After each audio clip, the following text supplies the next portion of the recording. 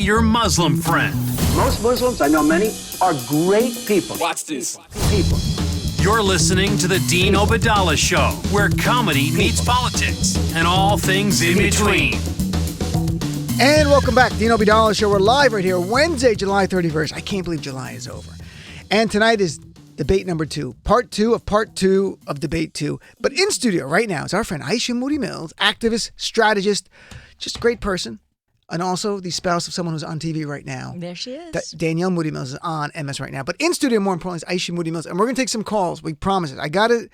First thing, just want to get your reaction, top line. Then we'll take a call or two and we'll talk more details. Before play any clips, what is your top line reaction to the debate last night? Your big takeaways. Oh, big takeaways. Okay, so before I talk about the people, before I talk about the actual people, the big takeaway that I'm having right now is that, I'm a nerd. I spent like 5 years at a think tank, care deeply about policy analysis, in the weeds, love that my people are brilliant, but y'all, we're going to have a unified message that's hella simple that the masses can go out and repeat if we're going to win against this crazy fool in the White House. The reason why we won in 2018 was because we had resist. We had a damn bumper sticker. #resist. What was your hashtag takeaway from last night, Dean? Yeah, exactly my point. We just had John Delaney on, and he went through his healthcare plan again while trashing the other ones. You want to talk about John? Don't get me started. We can talk about John Delaney. But I wish I was here when he was on. John's been on so many times. I'm not going to say we're friends, but we're friendly. You notice how he makes all his money? From healthcare. Yeah. Yeah, he went from being just a listen lawyer to a damn thing he has to say about Medicare for All because he's biased as hell. And that's fine, but here's the thing. I just had a caller, Daryl from Jersey, calls up all the time, who had 2 lung transplants, who says, I don't want to get rid of my health insurance. I can't trust a new from the government. You had Bullock and others saying the same thing. I think, here's my point, is that I love the idea of Medicare for all. I would love to get rid of private insurance, and we all get great coverage. We don't have to worry about it. But if Bernie and Liz are that's going to be the hill they die on. They better get out there and start explaining that right now, what that means, because the people on stage last night were saying, fellow Democrats were going, you're taking away coverage from people or insurance. It's not coverage. You're taking insurance away and giving you coverage. Lies. So takeaway number 2 from last night, people, is that we spent like 20 minutes debating health insurance and cost and who's paying for what. And nobody was saying a damn thing about actual health care. They are not the same things. Right. So literally, we just spent, let's not forget that Obamacare is the signature victory of our generation as Democrats. Right. So I totally understand why throwing the baby out with the bathwater and all of a sudden we're going to completely shit on the big wins that we fought for forever and pretend like, we're going to kill the legacy of Obamacare is problematic for some folks, right? I totally get that. But let's be clear that we can keep tweaking and talking about cost and coverage and making sure that everybody can be covered and not go bankrupt, whatever it is. If it's Medicare for all or it's something else, we need to cover people. Not the same thing as the gentleman who had to have actual health care and surgeries because of his lungs and the quality of care that he may or may not receive, that's all wrapped up in this. And I think that my second takeaway is that we need to start talking about the real issue at hand, which is also about people's life outcomes, as all this is related to it too. Because I think that folks are starting to get, Elizabeth Warren was right. These moderates of the Democratic Party keep throwing around all this Republican messaging, and our people are now getting freaked out and scared and confused, thinking they're about to lose something and die, and that they're going to be under death panels or whatever the hell it is, and that's not the case at all. The reason why people are now talking about some kind of Medicare for all or covering everybody, because what that does is it creates an equilibrium that we can now have different incentives to have better quality delivery of care.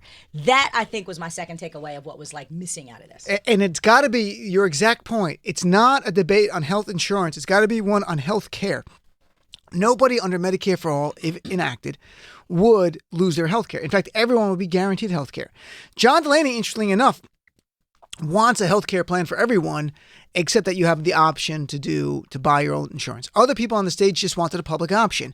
Like Buttigieg said, I want a public option, but it would be so great in time, it naturally will result in decimating private insurance, not intentionally, but people come over and naturally migrate over. So he doesn't want to mandate it because there's this sense that if you tell people, we're going to take your insurance away, and the only option you're going to have is a government-provided program. First, it scares them because it's new. We're Americans. We get scared, and we hate change. We all do. Second, it's a new program, so you're like, oh, my health care, is it going to be good or bad? I don't love my health insurance now, but is it going to be better coverage or worse?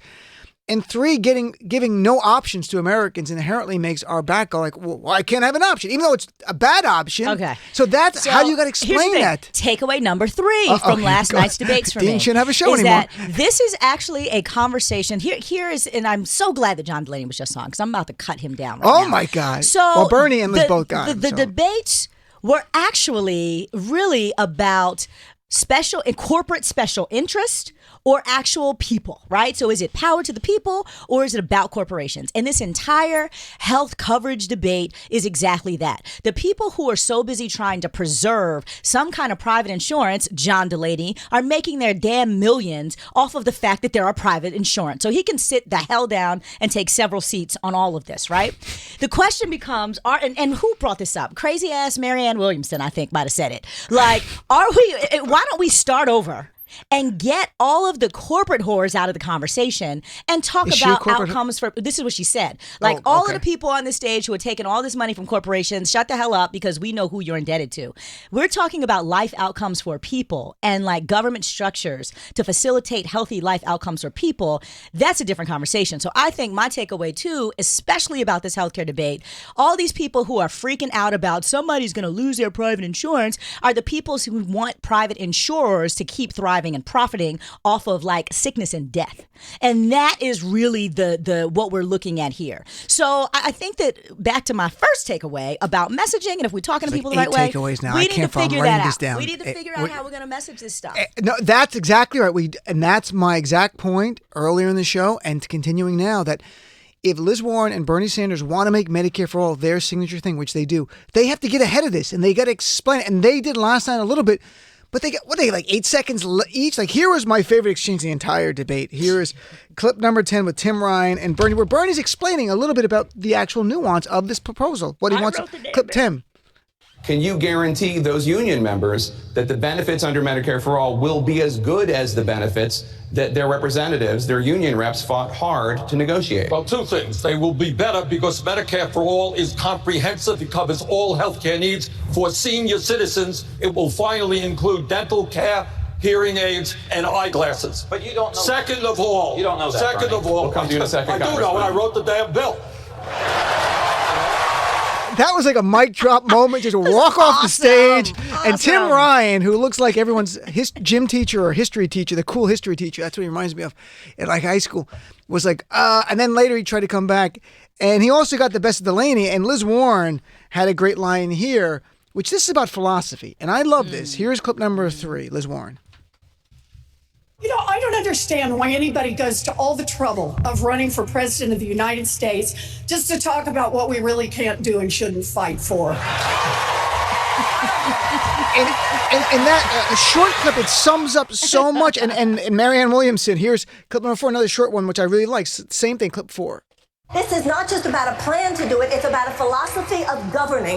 And I've heard some people here tonight, I almost wonder why you're Democrats. You seem to think there's something wrong about using the instruments of government to help people. That is what government should do. And that's really it. That's the contrasting vision between Democrats and Republicans.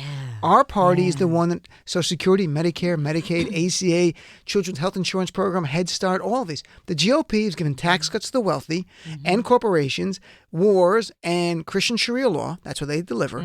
And everything we want to do to help people is socialism. Everything they do is uber capitalism to give their donors more money so they can give them more donations. So I love that vision of government, activist view. It's got to help people. And Bernie, of course, subscribes to that. And most Democrats, but yeah, I mean, absolutely. And, you know, I'm reminded, so I was up at Harvard for the first part of this year teaching in the fellows program, there at the Kennedy School. Total, like, you know, humble brag. Just at Harvard. The closest I could ever get to Ivy League in my life, guys, by the way. But one of the things, I had been studying a little bit about this history, and I'm reminded that so much of this is racist, right? It's fundamentally racist because when you think about the New Deal and FDR's New Deal, white people like that to the extent that they got back to work, right? That these jobs were about them, that it was the government creating systems that were about them, right? So they're all, to this day, white people are all here for their Social Security, right? Like they're here for their Medicare, which is all technically socialism to hear Republicans tell it. What happened, though, is that there was so much political realignment that happened, 40s, 50s, but this political realignment happens where civil rights started to matter.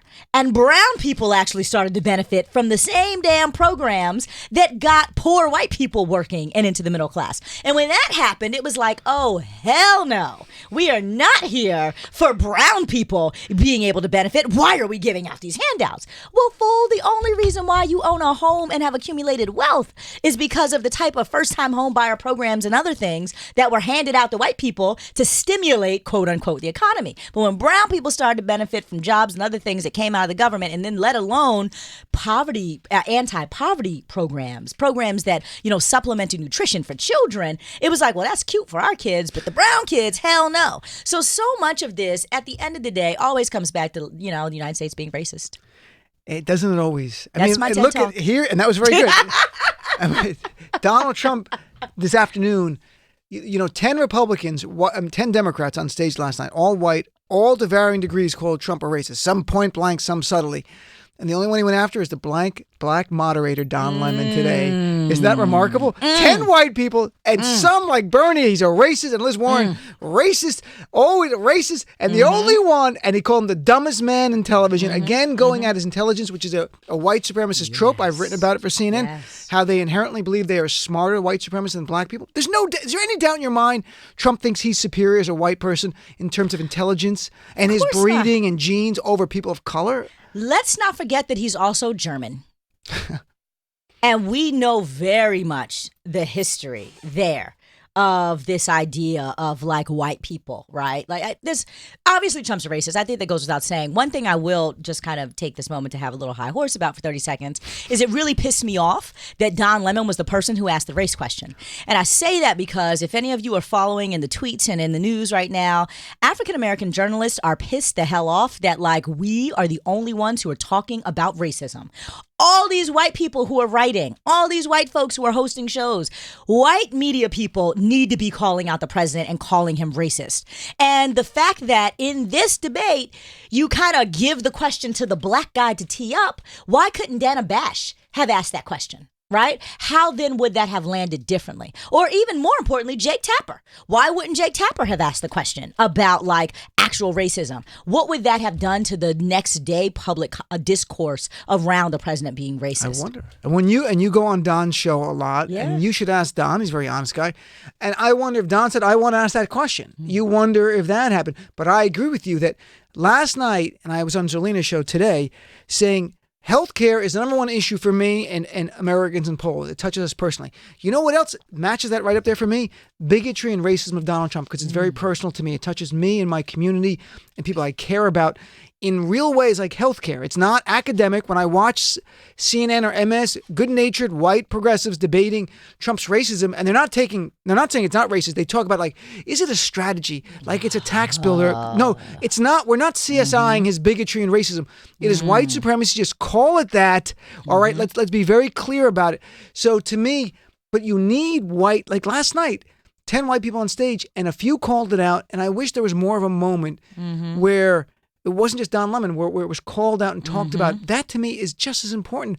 It's the future of this nation. Are we going to mainstream white supremacy? Right. Well, I would even argue too, and I tweeted this, that I'm not going to call them all out by name right now, but the Heartland homeboys and homegirl, I watched them on that stage also kind of stumble through and talking point through and like very relatively ineffectually kind of respond to that question, which actually cracked me up because the truth is that white people are white people are white people. And the reality is that there are a whole lot of white people in the Democratic Party who don't know no black and brown people either. And so them folks in the middle. Now, Pete Buttigieg was the only person who I think is just so genuinely, charmingly honest. And he pretty much answers saying, I don't really know y'all. I have no idea. I'm from South Bend. And there are a lot of black people in South Bend and they all hate me. So like, don't ask me no questions about this. I got a lot to learn. Right. Is that like, how you took like, what he said? That's how you... I mean, he is being so earnest. I really, really respect You know Pete. him and you like him. I do. I really like Pete. And he is the type of guy who knows what he doesn't know. And I appreciate the fact that he's honoring like the opportunities for growth that he has, right? And that's all you can ask of people. If Joe Biden would admit that there are things that he didn't know that maybe he wants to do differently or something he wants to learn, then maybe some of us would forgive him. Pete is like, look, I can handle things differently, but he does have a fundamental values around structurally what is fair and right and good and what isn't. And he has very eloquently talked about that, right? The rest of it, I was just chuckling at all these like so-called moderates who wanted to start off the deal attacking the progressives. And then when it got to the race question, we all sitting at them giving them the side eye because, ain't no damn black people in Montana, right? You don't know nobody. You don't know what you're talking about. So it's just, I don't know. Anyway. I want to take a call, but before that, quick question here. Look, this is bizarre. Last night, if you watched the debate, it's not like Joe Biden's up by 16 points over the closest competitor in the the Real Clear Politics average of polls. It was like those 10 were the only candidates. Joe Biden, folks, is literally back up to a 16-point lead. I'm not exaggerating. 16-point to Bernie Sanders, who's next, and Warren right there. 16 points. No one went after him. It reminded me of Trump in the GOP primaries where the mid-level people started attacking each other like in their head. Trump will be gone one day and I'll get all the supporters. If you don't, and I'm not anti-Biden at all, but I'm like, if you want to beat Biden, if you want to be the nominee, you got to crush Biden because if you think he's going to implode and he could. But then again, if he doesn't, you got to beat the guy. He's up by 16 I think points they're going right to let Corey do that for them. I think Tonight? they're going to let Corey and Kamala do it. I mean, remember, it was a little alley-oop that Corey did for Kamala in the first debates where he was the one who started really going off on Joe Biden about the whole thing with the white, segregationists. And that created space for then Kamala was like, bam, 1-2 punch, right? Now they're all going to be on the stage together tonight. And so it'll be interesting to see how that conversation happens. But I think you're right. I think that folks aren't, actually, Dean, we're wrong. Let me take that back. Pete's opening statement last night was hella shade. His entire posturing now, like how he's positioning himself in this race, is old guard versus new guard. And he said specifically, I tweeted this out too, he said that if we think that we're going to have progress by recycling these old people, these old politicians in the past, well, then y'all are all fools, right? Right. And so I think that, if anybody, to me, Pete is the one who is like in a graceful way taking on through a values and ideological lens this idea that you got this old guy who here he is, he's still decrepit and like he's still running around here trying to win. Third time is not a charm. And like, we're not going to move forward by moving back. Here's my dream for tonight. It's going to sound bizarre to everyone, but hear me out. I want Joe Biden to do one of two things. I want Joe Biden to either kill it, like come out and like Denzel Washington, King Kong's got nothing on me. I want him to just blow everyone away, or I want him to just explode like the Hindenburg and be gone. Because in between, I don't think is good for our party. I would rather, because I honestly think, and this sounds bizarre, folks, I know it's just July 31st. If Joe Biden does really well tonight, I think he wins the nomination. I have to be honest about that. I think if he does poorly, it's going to just implode and you're going to have the horse race. Because what a bizarre thing. After the last debate, Kamala comes up within a few points, even beating him. A couple of weeks later, Joe's out of the news. All Democrats out of the news. We're all talking about Trump's tweets. And Biden goes back up to 32 and 33 in the exact same Quinnipiac poll. And new poll said he's up literally on average 16 points. This is off the charts. Yeah, but that's because, I got like side eye about polls, right? Because all these polls are just about name recognition. Did they call you? Anybody call you? No, Nobody called they me. sample 1,000 people. Right, but that's exactly my point. And so we all lived through the fact that Hillary Clinton was up in the polls. So I just so the question becomes 16 points. Is so, I mean, and even Hillary and Barack, right? Hillary was gonna whoop him, right? Technically speaking, but what people weren't paying attention to was his operation in Iowa. Right. Liz Warren's invested a ton of money and it has a ton of bodies on the ground in Iowa and is like really killing the game there. So I think that the polls become something we all get to talk about, but regular people aren't paying attention to the trends. No, and that's fine. And I'm not here like I'm not a Biden person. I'm no person. I'm a Democrat. Whoever. Vote blue no matter who and work for whoever our nominee is. Some candidates, I like their ideas better than others. Maybe that's a bumper sticker, Dean. Well, listeners organically kept saying that to me, vote blue no matter who. And sometimes when we have discussions about candidates, it's almost a mantra at the end. They'll trash another candidate. And at the end they go, but I'm going to vote blue no matter who. And I think that's so important as Democrats. You just coined the Democrats. I didn't, but I didn't. That's from listeners and I share it happily. And I've said it on Joy's show. I said it, I was at Netroots. I heard the same thing.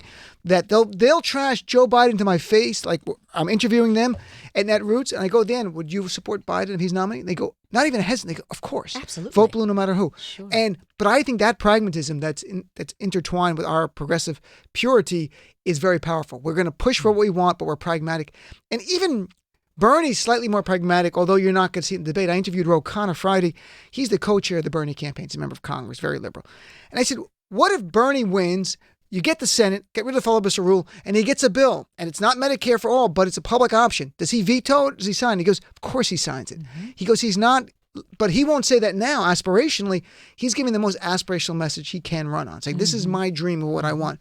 He will do Medicare, a program that lets you keep private health insurance if it has to be. Mm-hmm. That's not the vision he's trying to sell us, and that's what he's pitching. And same thing with Liz Warren. Well, that's why I think that's why they're galvanizing so many hearts and minds. That's my final takeaway that I'll say. That's not a critique of the people, but the final takeaway for me from the debate is that we're also, this whole primary is really about aspiration versus old school.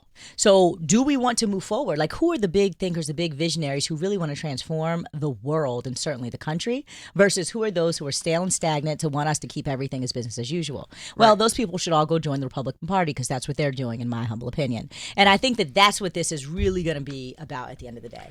All right, let's take a quick break. We'll come back. I promise we'll take a call or two, 866-997-4748. I'm here with Aisha Moodie-Mills. The debate starts at 8 o'clock tonight Eastern time, so about a half hour from now. Right back, Dean Obeidallah Show after this.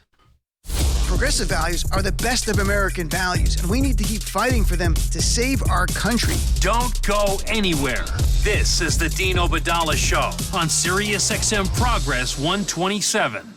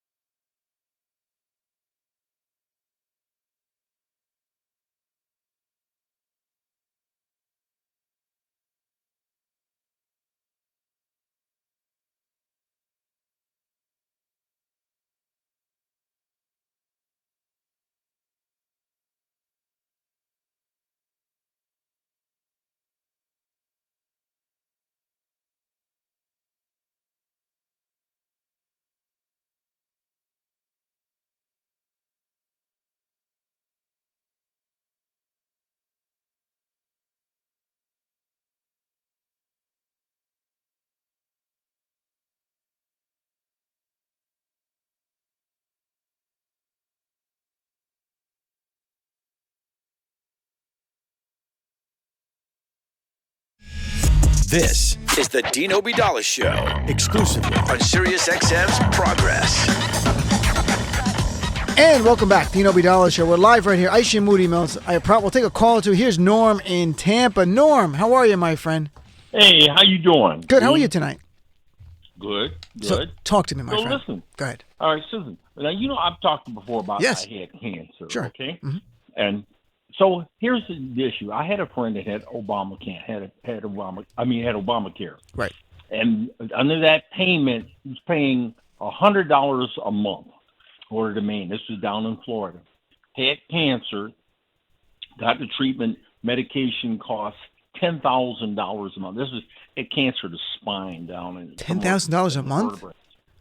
$10,000 a month. So what happens is when they eliminated that individual mandate, okay, his premium went from $100 a month to $1,400 a month. Wow, that's life changing. You see the viciousness of a Donald Trump. And what Paul Ryan and all these guys are doing, they're trying to starve this program. But the most important thing, as I pointed out, is that if it wasn't for it was a pre-existing condition that kept me from having insurance for almost 8 years before I signed up for Obamacare, and then having just went for a simple eye exam and find out you got cancer is quite. I would have never have made it. So. In terms of Medicare for all, I happen to transition from Obamacare to Medicare, so that's not happening to me. But I can imagine a number of folks who would, if they lost all their insurance, or let's say 30 million people lost their insurance, I mean, it would support my idea that this Trump is the same atrocity that these are atrocities that he would be crimes committing against humanity. American people. And so, Norm, but what about the idea? I thought you were going to get to the idea about, Medicare for all, the proposal by Bernie and Liz Warren is that private insurance would essentially be gone and that we'd all get our coverage through the government, one program. Well, here's the issue with that. I own a business, okay? So Medicare helps me. Private insurance is like, it's like supplemental. It still eliminates me for pre-existing condition. But if I can get to the plan, like under the Obamacare stands, where you can eliminate the pre-existing condition, which that applied to Medicare, I'm fine with that. But like I said, I'm 68, so Medicare is you got Medicare now. Covering me down. All right. But remember, these Republicans are trying to get rid of that too. And Norm, that is a great point, and that's something we didn't hear on the stage last night. And that's something that, as we are sitting here, Donald Trump's DOJ was just arguing weeks ago in the Fifth Circuit Court of Appeals to get rid of the ACA and end coverage. Specifically, it's part of their argument for pre-existing health conditions. And the Democrats could have united going, hey, we're having this disagreement. But let's remember, Donald Trump is trying to take your health care away right now and explain that if Trump wins and they get rid of the ACA, everyone, even private health insurance, no longer mandated you get coverage for pre-existing conditions. That'll be up to the insurer if they're going to do it or not. And I wish Democrats would have slammed Trump on that in the national stage where people are going, I didn't know that, because most people don't know what's going on in the Fifth Circuit Court of Appeals. Thanks, Norm. Yeah. So, Norm, all right, thanks. Thanks for the call, Norm. I appreciate it. That was, I think, a lost opportunity because, look, they fought over the nuance of their plans, and they should, and I actually love it. I mean, I'm wonky. I love policy. You do, too. Healthcare is number one. I don't want Democrats... You're going to town halls, it's people self-selecting, they like you, they hear your thing, they all applaud. Oh, this is great. I want them to be challenged by fellow Democrats on.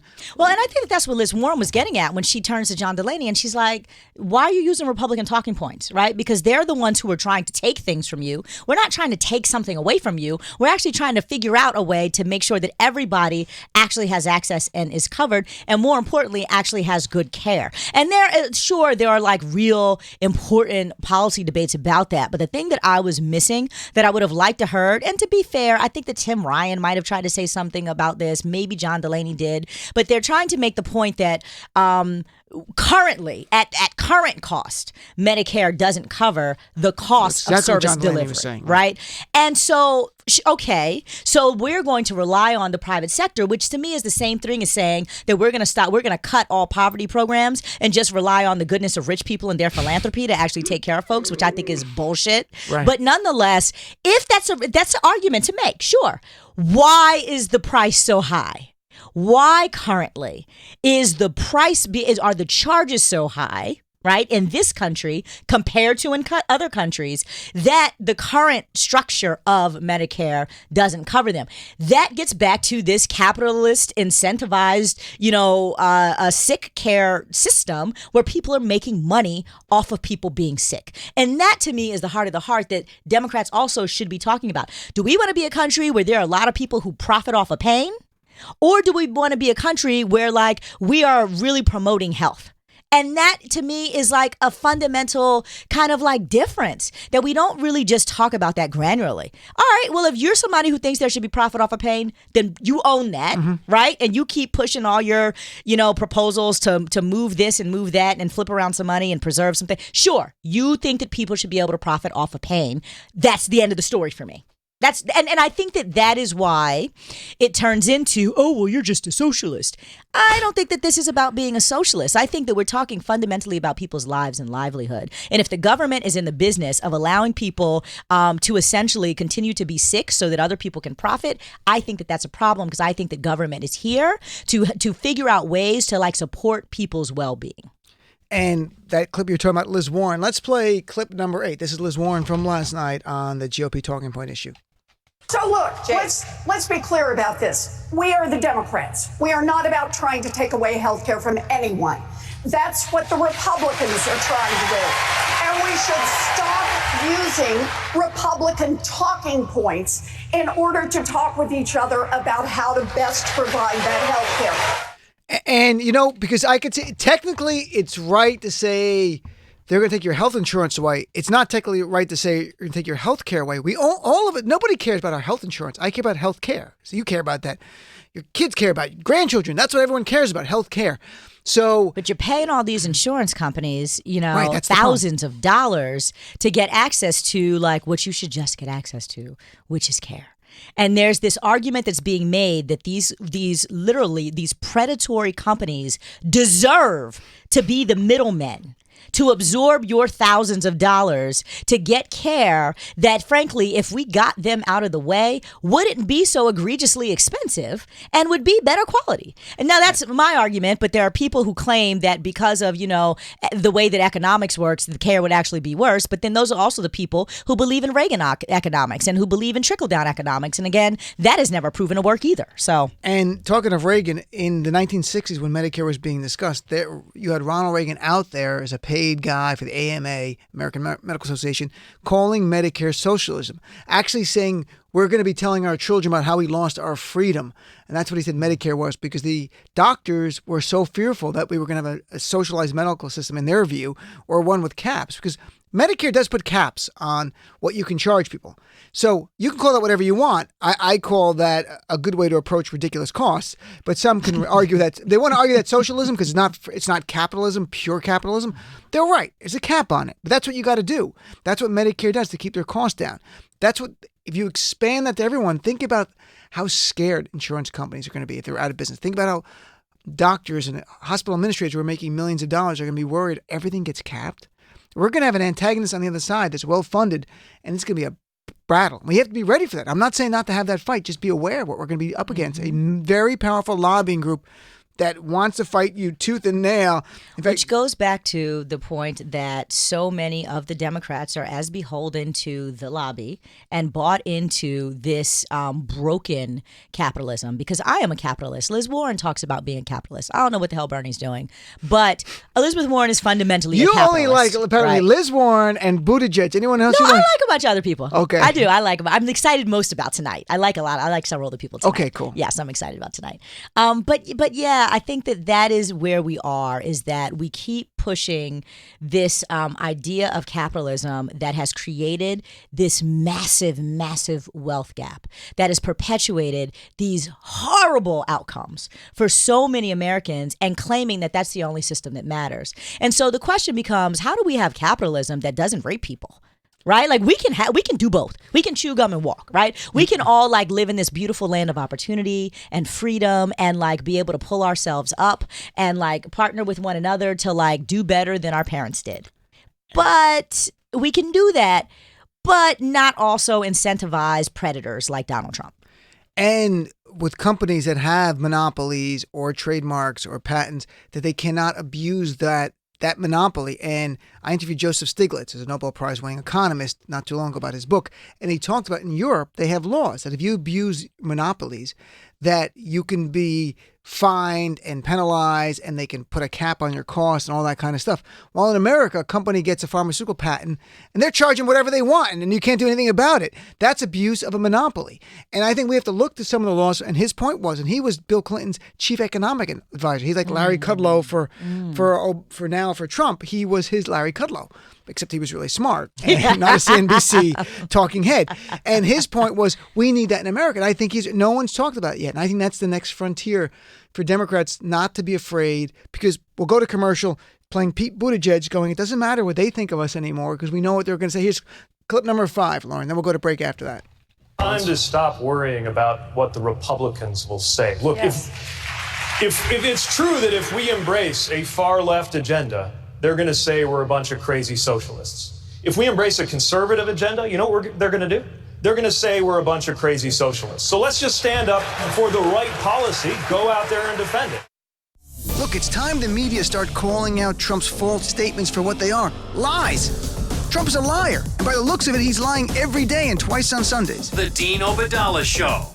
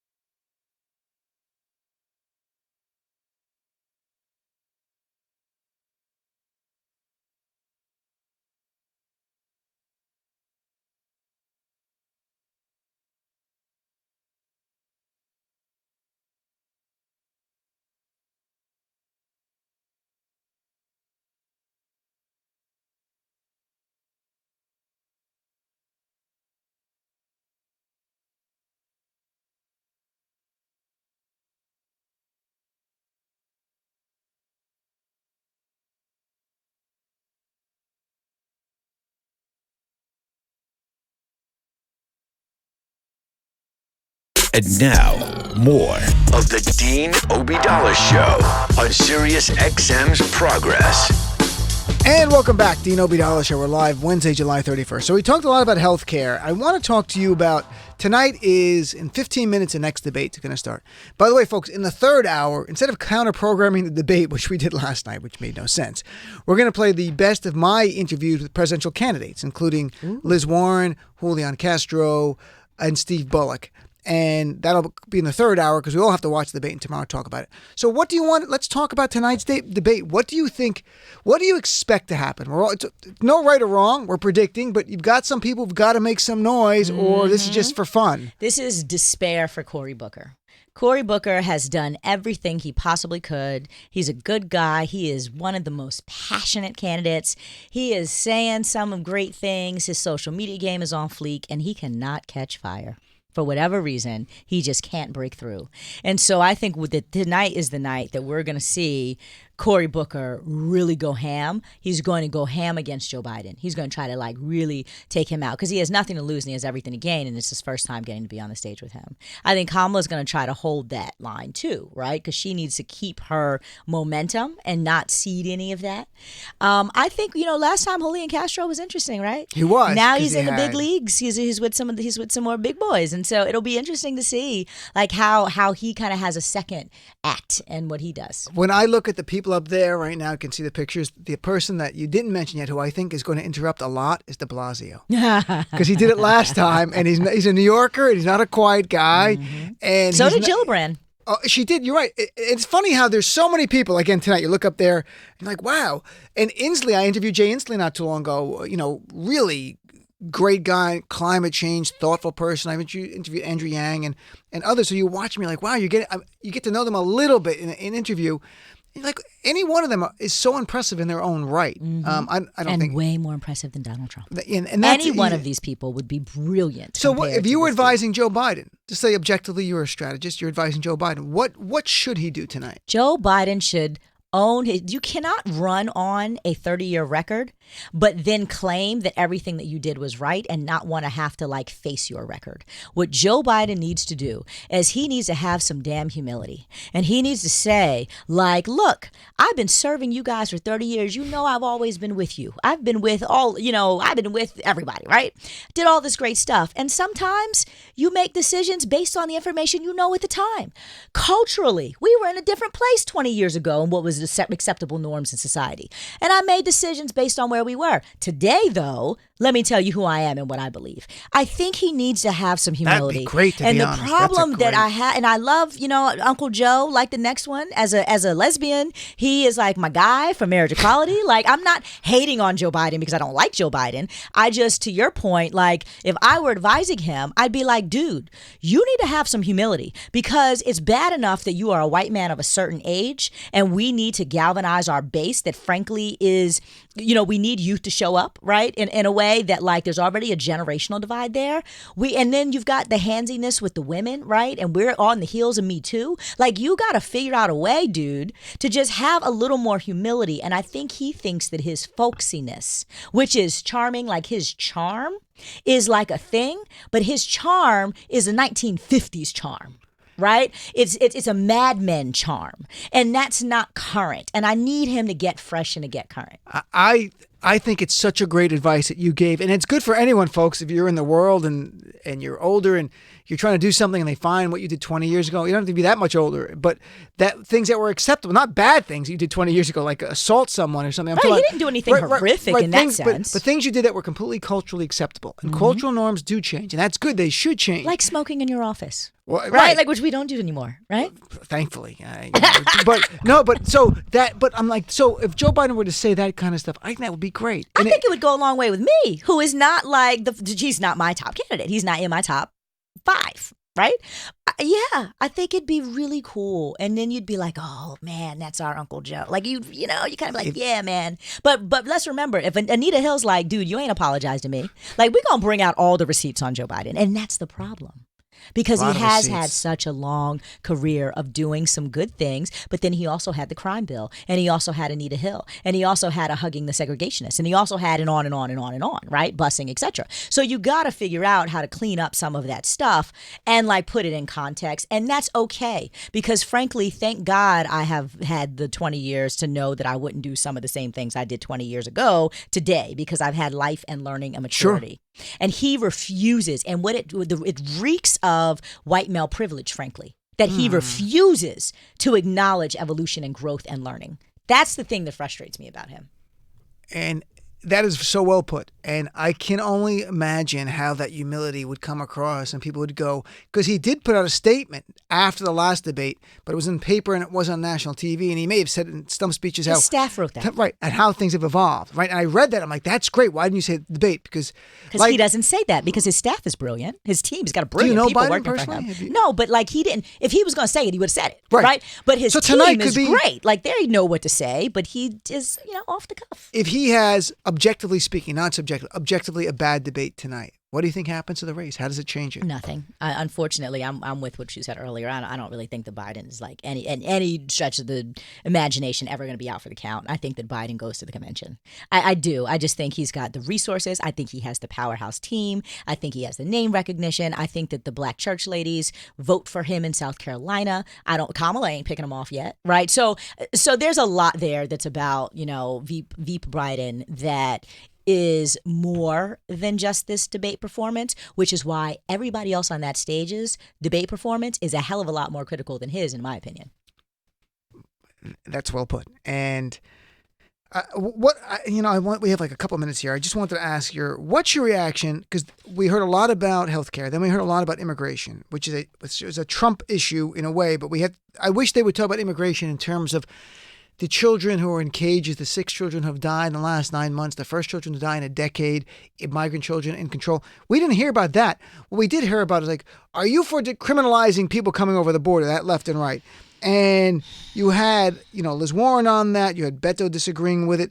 And the idea of decriminalizing is one of these other issues where it takes some explaining, because it sounds like open borders to people in the middle when it's not. They're not saying that if you commit a crime, you won't be prosecuted. They're not saying by crossing the border, you would not be deported if we catch you doing something, but it'd be civil. It won't be criminal, so they don't separate families anymore. Do you think that idea of decriminalizing is an issue that Democrats, is it a winning issue? Is it one more for our base? I think it's not the issue. And I think that and I say this as a media girl who, I am blessed to have visibility on the cable networks. If we let the media with their narrow-ass questions that are frankly the wrong questions and irrelevant to average Americans drive this political conversation, we're going to end up with Donald Trump in the White House again, because they're the ones that put him there the first time. The best formats, frankly, have been the interviews that you do, Dean, the individual town halls, right? When these folks get to actually talk about values and what matters to them. Those little punk-ass questions, frankly, to your point, like, of all the things you're going to ask about, you're not going to ask about, like, why there are kids dying in our custody. But you're going to ask about, why won't like, Mitch McConnell secure criminals. our election? So what you're doing is you're perpetuating this idea that immigrants are criminals just by asking the question. I think it was ridiculous. And last night about Bernie, like, it's almost like, what do you think? Is Bernie more like Lenin or Stalin? Which one? Like, that's how they're framing it. Like, they were doing, like, how is Bernie why is Bernie so extreme? Like, and the other Democrats are, of course, jumping on that because he's number 2 in the polls. You're going to go after him. I get that. But the media, look, that's the media. It's not CNN's fault that they're about ratings and they're about profit. And in their view, and Jeff Zucker's view, it's about conflict, right? But they can't pretend that they're Andy Cohen sitting around doing Watch What Happens Live. And I think that that's what makes me anxious about this, right? We cannot let this election be a E-News like special. It's actually got to be about the people, conversation with the people about the issues that impact their lives. All right, let's take a quick break. We'll come back with our friend Aisha Moodie-Mills right after this. Dean Obadala Show on Sirius XM Progress 127.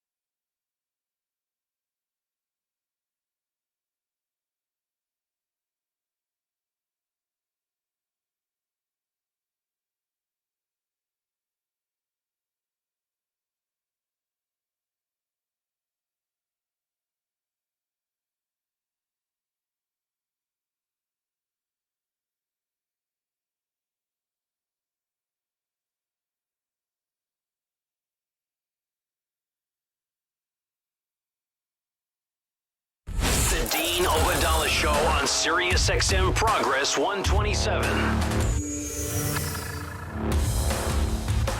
And welcome back, Dean Obadala Show here with Aisha Moodie-Mills. The debate's coming up. And by the way, the debate, because it's exclusive, it won't be playing here, it'll be on CNN. And on my show, we're going to play the best of my interviews of some of the 2020 candidates, including Liz Warren and Steve Bullock and others coming up in the third hour, but so we can all watch it. We didn't want to counter-program a debate that we should be watching. It's very important. We're going to talk about it tomorrow night. So we got 2 minutes left to the break. You have 27 takeaways of last night's debate. Any predictions of a couple? There's no wrong answer. You're pure speculation here.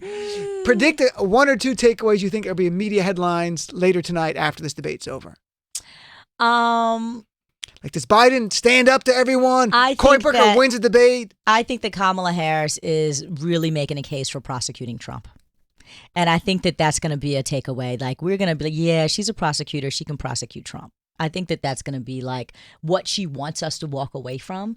You know, I don't know. I just think that Joe Biden is going to be more aggressive. It's going to be like, he has to be. He said Joe takes off the gloves, right? It's going to be Biden takes off the gloves. It's probably going to be tomorrow's headline is what we're going to see. He takes, and I don't think he's going to be particularly vicious. I think he's just going to be like, you know, a little aggressive, a little pushy. I think there's a small chance Bernie might show up on stage, folks. Enough! I wrote the thing. Get off my stage, kids! Get off my stage! Just like yelling, "Get off my lawn!" That would be so funny. It was like an SNL parody last night. I wrote the bill wrong, like so, and that's what he said. To John Lane. He's like, "You're wrong." All right, Aisha, thank you very much for calling me in. I appreciate it. I always learn from you, folks. Stick around if you want to hear some of the best of the 2020 candidates that I interviewed. If not, watch the debates. I hope everyone does. Tonight's an important debate. Tomorrow night, we'll come together here and we will break it down over the 3 hours tomorrow, right here on the Dean Obadala Show. Be right back after this.